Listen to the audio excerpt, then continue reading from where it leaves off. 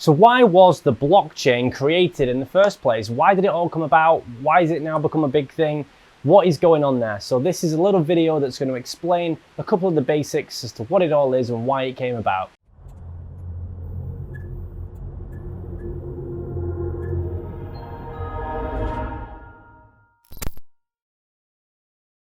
So in order to really understand this, we need to go back to 2008 when we had the big financial crash. The financial crisis of 2008, which I'm sure we're all familiar with, ultimately left people with a pretty sour taste in the mouth when it came to the global banking sector. And ultimately, for the first time, the public really lost trust in the banks and the banking kind of system.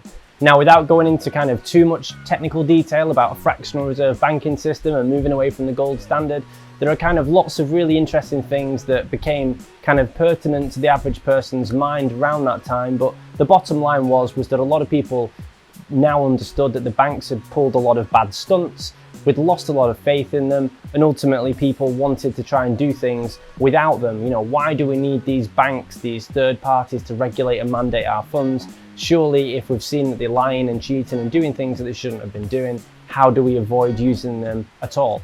And that really was the kind of brainchild behind where we now have ended up, 10 years later. So ultimately what this led to was a group of people, so we think, under the pseudonym of Satoshi Nakamoto.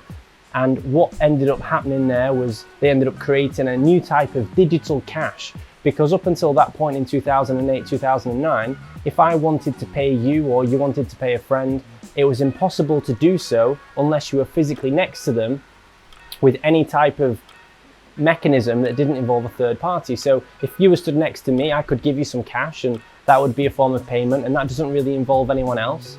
But let's say, for example, you're, sat behind your computer screen watching this and I want to pay you, we obviously need to use a third-party payment processor, be it a PayPal or an Amazon Pay or a bank or a credit union or some type of company which sits in the middle of between me and you.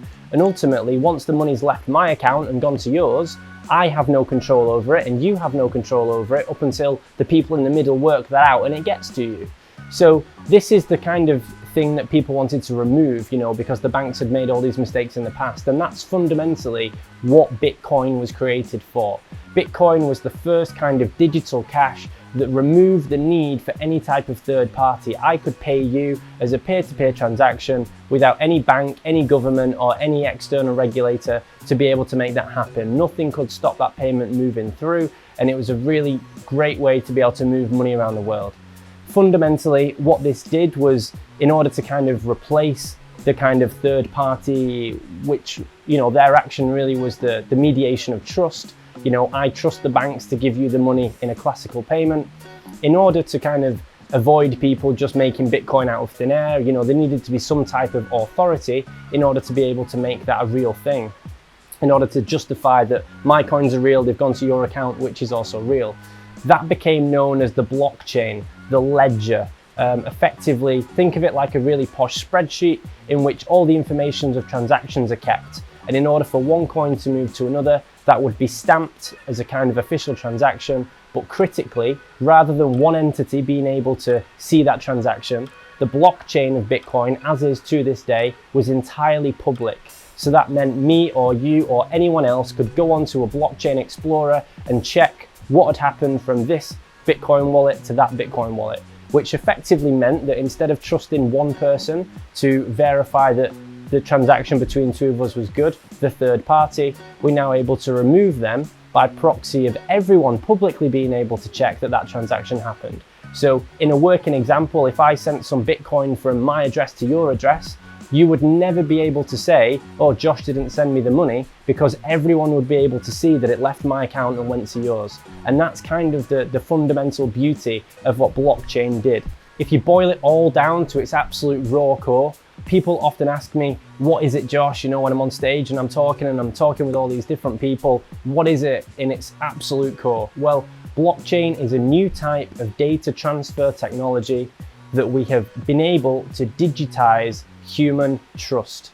And that is a really, really big deal for business, commerce, and transactions. And that's fundamentally why the technology now has kind of moved away from a digital payment in terms of Bitcoin. And now we have hundreds of different types of companies using that same technology for a whole myriad of different business use cases, from insurance protocols, supply chain ledgers, stock and delivery systems. Every single transactional record can be entered into this system so that nobody can ever say something didn't happen or did happen when it didn't. So ultimately, the kind of basic premise is don't trust the humans, trust the machines.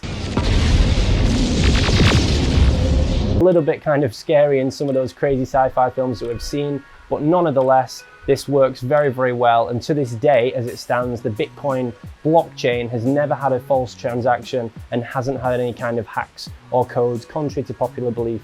Again, some of those come from different overhangs of where the coins were, not necessarily the ledger and the blockchain itself. So it's today forming one of the world's most secure data networks, and that's ultimately one of the reasons why it all came about, in order to be able to remove the need for third parties, which for businesses is of course faster, cheaper, and more economical.